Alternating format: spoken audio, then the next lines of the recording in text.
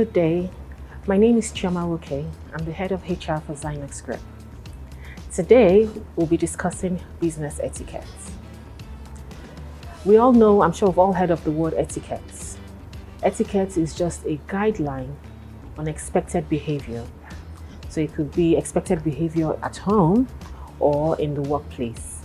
I always refer to the workplace when I talk about business, so you'd hear me interchange those words.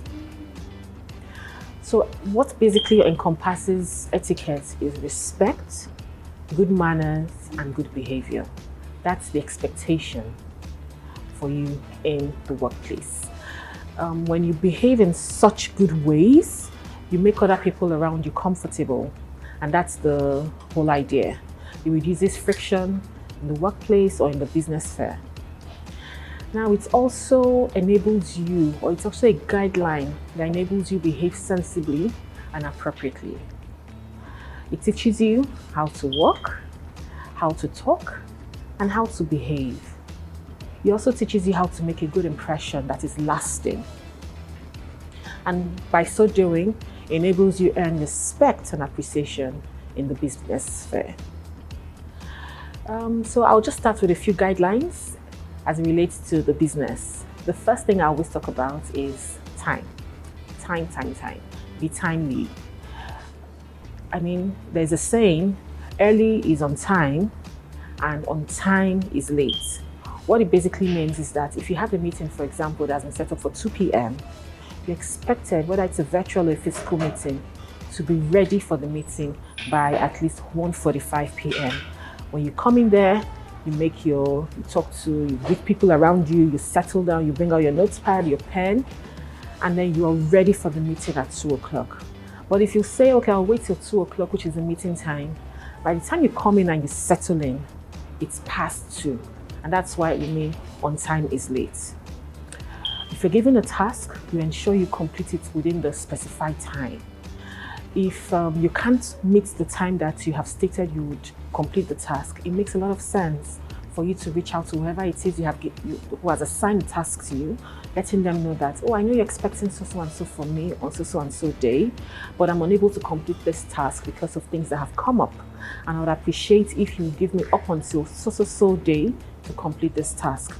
And you should always make sure that your words are kept. When you make a commitment, you keep to it. Another thing is to be polite, to be pleasant, and to be courteous in the workplace. No one likes anyone who comes in and would grumble or has a frown on their face. No one wants to interact with you.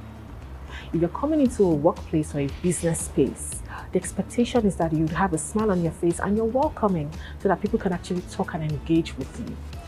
You come to work in the morning, for example, it's expected for you to greet people, no matter who the person is. From the security house, you say, oh, good morning, with a smile on your face, irrespective of whatever baggage you're carrying, maybe from the house or from the home front. When you get to the business space, the expectation is that you put up a good front, be polite, be pleasant, and be courteous.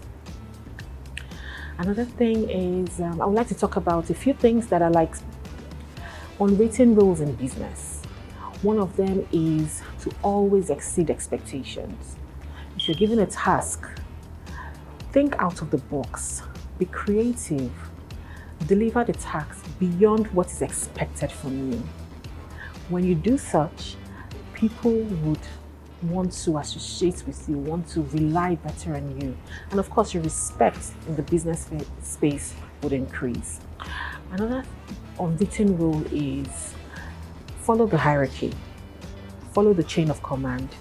Don't go above your boss. Always keep your boss in the know of things.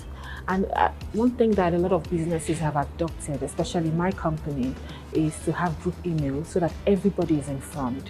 When you're sending out emails, it's best to copy everyone so that they know what's going on at all times. So those are one of the unwritten rules in business that would actually help you gain respect and practice good etiquette in the workspace. One other thing is to clean up, especially when you use a shared resource or a shared space. I mean, we're all coming from our individual homes, we're all congregating in one place, which is the workplace. If you use a shared space such as the microwave in the office canteen, when you warm your food, you bring it out. If it spills, make sure you clean up after you so that the next person who comes to use the microwave will be able to use it without seeing anything offensive in it. Another thing is, for example, if you go into the bathroom, if you spill water on the floor, common sense dictates that you clean up after yourself.